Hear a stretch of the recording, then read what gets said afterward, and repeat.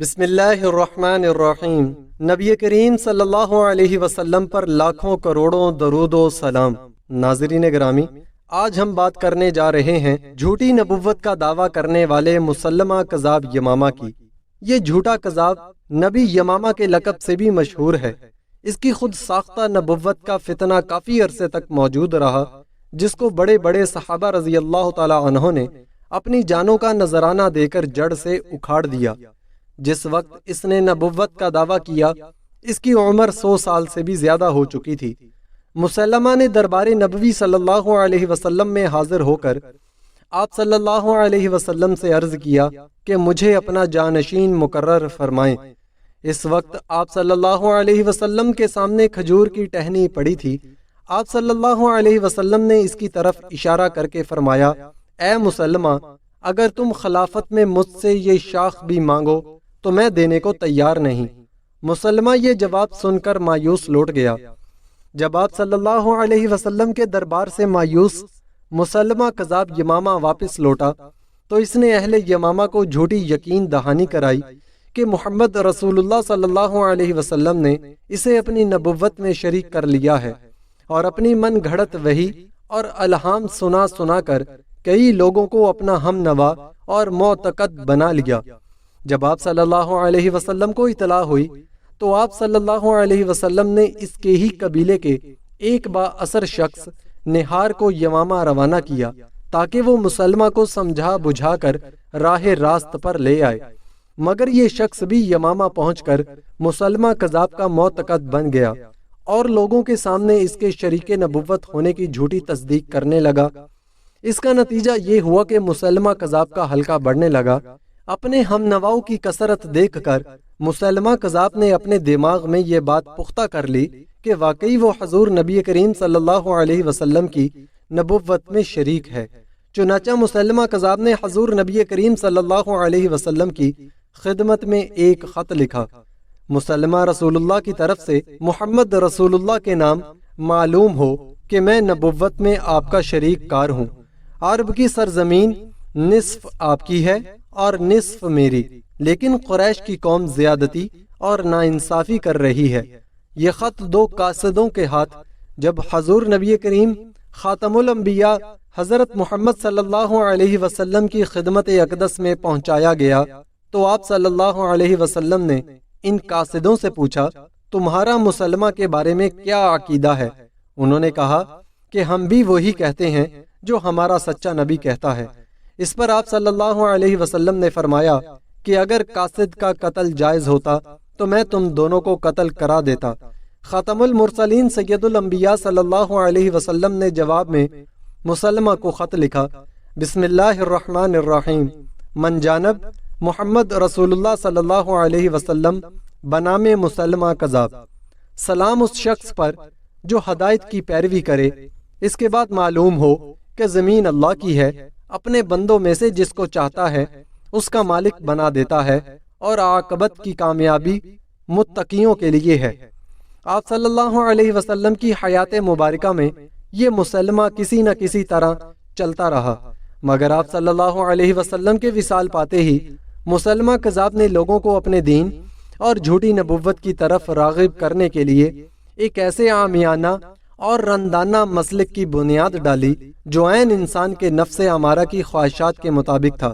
چنانچہ اس نے شراب حلال کر دی، زنا کو مباح کر دیا، نکاح بغیر گواہوں کے جائز کر دیا، ختنہ کرنا حرام قرار پایا، ماہ رمضان کے روزے اڑا دیے، فجر اور عشاء کی نماز معاف کر دی، قبلہ کی طرف منہ کرنا ضروری نہیں، سنت ختم، صرف فرض نماز پڑھی جائے۔ ان کے علاوہ اور بہت سی خرافات اس نے اپنی خود ساختہ شریعت میں جاری کی۔ چونکہ یہ سب باتیں انسانی نفس کے عین مطابق تھیں، اس لیے کم عقل لوگ اس پر ایمان لانے لگے۔ اس کا اثر یہ ہوا کہ ہر طرف فواحشات اور عیش کوشی کے شرارے بلند ہونے لگے اور پورا علاقہ فسق و فجور کا گہوارہ بن گیا۔ ایک مرتبہ ایک شخص کے باغات کی شادابی کی دعا کی تو درخت بالکل سوکھ گئے۔ کنوؤں کا پانی بڑھانے کے لیے حضور علیہ الصلوۃ والسلام کی طرح مسلمہ نے اپنا آب دہن ڈالا تو کنویں کا پانی اور نیچے چلا گیا اور کنواں سوکھ گیا۔ بچوں کے سر پر برکت کے لیے ہاتھ پھیرا تو بچے گنجے ہو گئے۔ ایک آشوب چشم پر اپنا لاب دہن لگایا تو وہ بالکل اندھا ہو گیا۔ بکری کے تھن پر ہاتھ پھیرا تو اس کا سارا دودھ خشک ہو گیا اور تھن سکڑ گئے۔ مسلمہ کذاب کی پذیرائی کو دیکھ کر دوسرے مزید بد باطن لوگوں کو بھی دعوی نبوت کی جرت ہوئی، جس میں طلیحہ اسدی بھی تھا۔ حضرت ابوبکر صدیق رضی اللہ تعالی عنہ نے فراست ایمانی سے آغاز خلافت ہی میں ان تمام ہنگاموں کی قوت کا پورا اندازہ لگا لیا تھا۔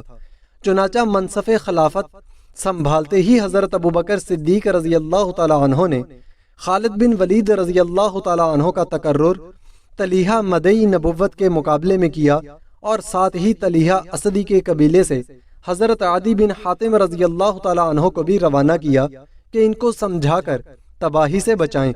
انہوں نے اپنے قبیلے کو بہت سمجھایا، جس کے نتیجے میں قبیلہ طے اور قبیلہ جدیلہ نے خلیفہ اسلام کی اطاعت قبول کر لی۔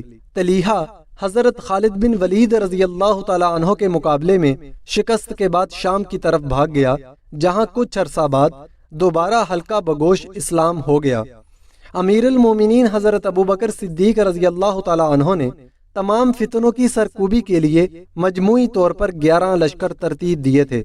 اس میں ایک دستہ حضرت عکرمہ رضی اللہ تعالی عنہ بن ابو جہل کی قیادت میں مسلمہ کذاب کی سرکوبی کے لیے یمامہ کی طرف روانہ کیا اور ہدایت کی کہ حضرت شرجیل رضی اللہ تعالی عنہ بن حسنہ کی آمد سے پہلے حملہ نہ کرنا، لیکن انہوں نے جوش جہاد میں حملہ کر دیا اور شکست کھائی۔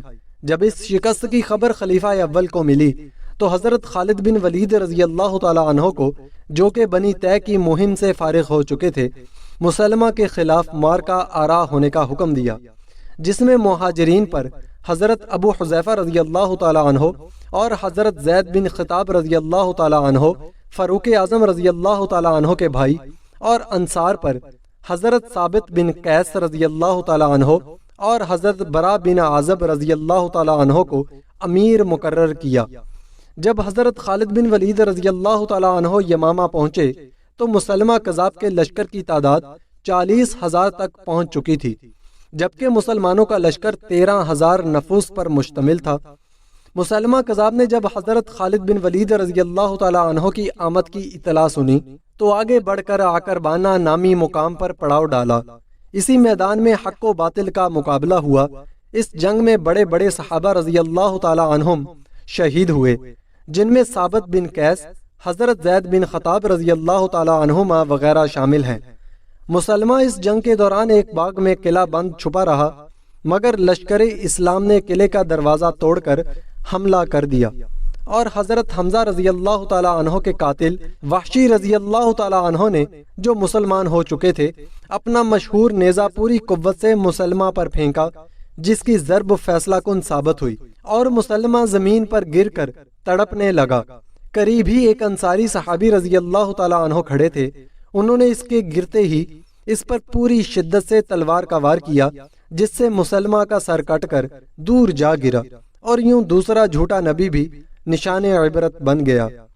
نہ اتراؤ زیادہ چاند تارو اپنی قسمت پر، نہ اتراؤ زیادہ چاند تارو اپنی قسمت پر، میرے آقا کو دیکھو گے تو چمکنا بھول جاؤ گے۔